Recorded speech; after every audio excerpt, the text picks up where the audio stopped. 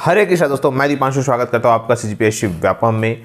बेरोजगारों के मुद्दे को लपक लिए हैं विपक्षी पार्टी ने। साथ में क्यों विपक्षी पार्टी या कोई भी राजनीतिक दल 50% आरक्षण रोस्टर पर भर्तियों की बात पर मौन है। साथ ही साथ 42 लाख युवा वोटर्स देंगे मतदान आने वाले विधानसभा चुनाव में, उससे अधिक। बात करते हैं, कुछ दिनों पहले हमारे छत्तीसगढ़ में बेरोजगारों ने छत्तीसगढ़ सरकार के लिए एक चुनौती रखी थी, जिसमें उनके जो बेरोजगार संघ है, डीएड बीएड संघ के बैनर तले बहुत सारे जो बेरोजगार हैं उन्होंने आंदोलन रचा और सरकार से मांग की कि वो जो रुकी हुई भर्तियां हैं और जितने भी खाली पद है उसको 50% आरक्षण पर भर्ती करे और विधानसभा चुनाव के पहले नियुक्ति भी दे। इस प्रकार से युवाओं ने मांग रखी, बेरोजगारों ने मांग रखी। हालांकि इस आंदोलन में पुलिस के द्वारा लाठीचार्ज भी कुछ जो क्लिप सामने आ रही है उनको किया गया और कहीं ना कहीं बहुत सारे जो बेरोजगार हैं उनको जो है चोटें भी आई, जो कि बोल सकते जिनकी इमेज जो है वो सोशल मीडिया प्लेटफॉर्म में बहुत वायरल हो रही है। तो ये रही बात पुलिस की और कहीं ना कहीं बेरोजगारों की। लेकिन याद रखिएगा, इसको राजनीतिक पार्टी ने कैसा मुद्दा बनाया और लपक लिया। जी हाँ, जैसे ही ये घटना हुआ और जैसे ही पुलिस के द्वारा लाठीचार्ज किया गया, तुरंत जो विपक्षी पार्टी ने इसको एक मुद्दा बनाया। जाहिर सी बात है, बेरोजगारों के मुद्दे पर कोई भी राजनीतिक पार्टियां छोड़ती नहीं, चाहे वो बोल सकते हैं कोई भी पार्टियां हो। लेकिन बात ऐसी है कि दोनों ही पार्टियां बेरोजगारों को लेके जो है कहीं ना कहीं हमेशा बयानबाजी चलते रहती है। इसी पर जिस प्रकार से बेरोजगारों पर लाठीचार्ज किया गया, जो हमारे पूर्व कलेक्टर और साथ में जो नेता प्रतिपक्ष, उन्होंने आगे मैं आपको वक्तव्य उनका सुनाऊंगा, देखिएगा किस प्रकार से उन्होंने इस मुद्दे को बनाया। हालांकि बेमेतरा में हुई घटना की वजह से ये जो बोल सकते हैं मामला ज़्यादा उठ नहीं पाया, क्योंकि जो बेमेतरा की घटना है वो हो गई और उस वजह से वहाँ पे पूरी जो छत्तीसगढ़ का जो ध्यान आकर्षण है, चाहे वो छत्तीसगढ़ बंद की बात हो, तो लोगों का जो ध्यान है वहाँ पे चला गया।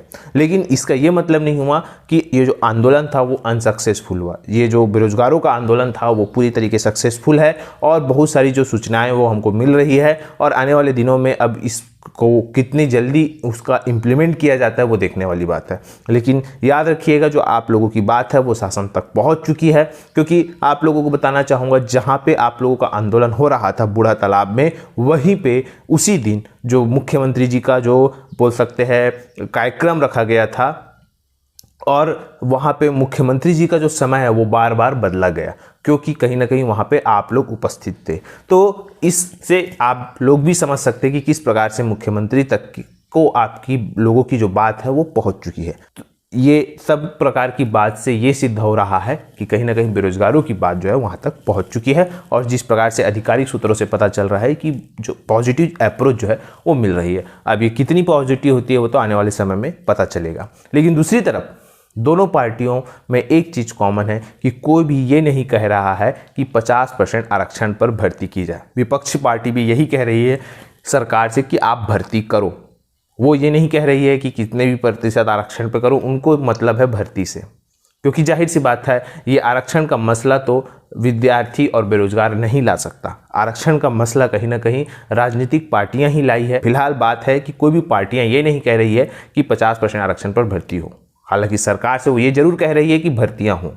एक तरफ आने वाले समय में जो है चुनाव है, जैसा कि आपके स्क्रीन पर शो हो रहा होगा, ये आज ही की न्यूज़पेपर में आया जिसमें बताया गया है कि नवंबर दिसंबर में जो है छत्तीसगढ़ में चुनाव होने वाले, जिसके लिए आचार संहिता लगभग अक्टूबर में लगने वाली है और जहां पे 20 वर्ष से लेके 29 वर्ष तक के जो आयु वर्ग के युवा वर्ग है वो लगभग 42 लाख है। ये सिर्फ 29 वर्ष तक की बात है, क्योंकि छत्तीसगढ़ में अगर हम बात करें तो 35 वर्ष 40 वर्ष तक लोग फॉर्म भरते हैं जब भी सरकारी नौकरी निकलती है, चाहे वो पटवारी की हो, छात्रावास अधीक्षक की बात हो या अन्य भर्तियों के संबंध में। तो कहीं ना कहीं अगर हम बात करें तो लगभग 50 लाख युवा वोटर्स कहा जा सकता है जिनकी आयु लगभग 35 वर्ष से 40 वर्ष तक रहती है और वो सरकार को कहीं ना कहीं वो जो बोल सकते चुनाव में जो है वोट उन पर निर्भर करता है। अगर वो सरकार से खुश है तो वो सरकार को वोट देंगे, अन्यथा कहीं ना कहीं सरकार के लिए ये बहुत बड़ा जोखिम हो सकता है। जाहिर सी बात है सभी को संतुष्ट नहीं किया जा सकता, लेकिन बेरोजगार वर्ग एक बहुत बड़ा वर्ग है।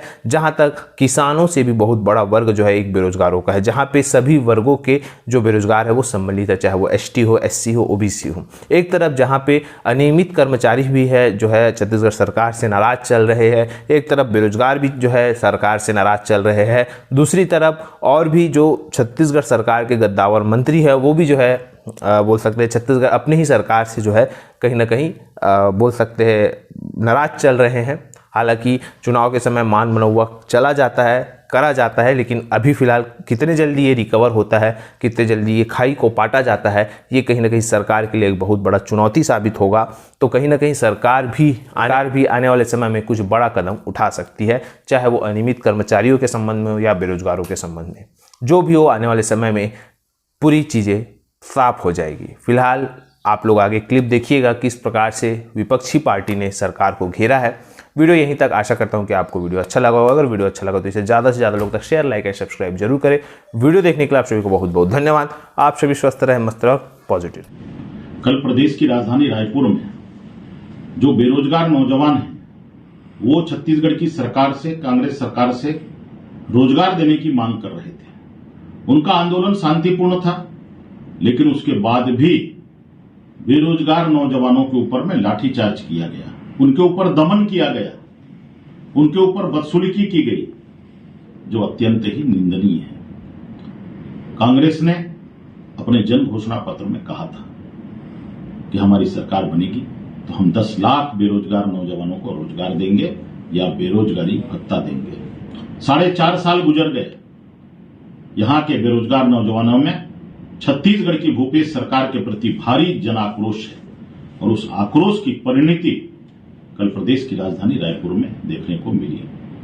नौजवान यहां का कह रहा है कि हमको भत्ता नहीं, हमको भर्ती चाहिए, और उनकी जायज मांगों को छत्तीसगढ़ की कांग्रेस सरकार किसी प्रकार से मानने को तैयार नहीं है। हमारी ये मांग है छत्तीसगढ़ की सरकार से कि प्रदेश के बेरोजगार नौजवानों को शीघ्र ही रोजगार दे और उनके भावनाओं से खिलवाड़ करना बंद करें। जय भारत, जय छत्तीसगढ़, जय जोहार। दोस्तों, बड़े दुखद बात है, बड़े आक्रोशित कर देने वाली बात है, बड़ी उद्वेलित कर देने वाली बात है कि हमारे छत्तीसगढ़ के युवा भाई बहनों जो बेरोजगारी का दंश झेल रहे हैं, आज उनको राजधानी रायपुर में बूढ़ा तालाब के पास लाठियां बरसाई गई। छत्तीसगढ़ के जनरल डायर का आतंक का नया रूप आज देखने को फिर से मिला है। आप छत्तीसगढ़ के युवा बेरोजगार साथी, युवा बेरोजगार भाई बहन जो अपना अधिकार मांग रहे थे, जो कह रहे थे कि 4-4.5 साल से जो भर्तियां नहीं हुई हैं उन भर्तियों को पूरा किया जाए। वो भर्तियां क्यों नहीं हुई हैं? आपके प्रपंची और मायावी नीति और राजनीतिक प्रपंचों के कारण नहीं हुई है। उन्हीं के लिए छत्तीसगढ़ की युवा भाई बहन मांग कर रहे थे राजधानी रायपुर में बूढ़ा तालाब के पास सड़कों पर उतर करके उनकी बात को सुनने के बजाय, उनका समाधान करने के बजाय उन पर आपने लाठियां बरसाई। छत्तीसगढ़ के पीएससी ने माननीय हाईकोर्ट में खुद जानकारी प्रस्तुत किया है कि ऐसे अनेक एग्जाम लंबित हैं और जिनमें 6 लाख से ज्यादा अभ्यर्थी बैठे हुए थे। ये युवा साथी अगर अपने अधिकार की मांग कर रहे हैं तो उनके साथ ऐसे लाठियां छत्तीसगढ़ की कांग्रेस की सरकार क्यों बरसा रही है? ये सवाल उठता है। छत्तीसगढ़ के छोटे छोटे गांवों के गरीब परिवारों के, किसान परिवारों के, मध्यम वर्गीय परिवारों के युवा भाई बहन एक बेहतर भविष्य के सपने के साथ प्रतियोगी परीक्षाओं की तैयारी प्रारंभ करते हैं। उनके साथ उनके सपने को रौंदने का काम अगर कोई कर रहा है तो छत्तीसगढ़ की कांग्रेस की सरकार, भूपेश बघेल की सरकार, छत्तीसगढ़ के सारे कांग्रेसी विधायक और मंत्री कर रहे हैं। इसी कारण से आज इस तरह की स्थिति उत्पन्न हुई है। छत्तीसगढ़ के युवा भाई बहन जिनके प्रतियोगी परीक्षाओं में शामिल होने की उम्र जा रही है, उनकी जवाबदारी और जिम्मेदारी कौन लेगा? आपके प्रपंची और मायावी नीतियों के कारण छत्तीसगढ़ की युवा भाई बहन अपने अधिकारों से वंचित हो रहे हैं और वो आज आक्रोश से उबल रहे हैं। और अगर वो अपने अधिकार को मांगने के लिए राजधानी रायपुर में पहुंच रहे हैं तो उन पर लाठियां बरसा रहे हैं। छत्तीसगढ़ के जनरल डायर के इस कृत्य को कभी छत्तीसगढ़ की युवा भाई बहन माफ नहीं करें।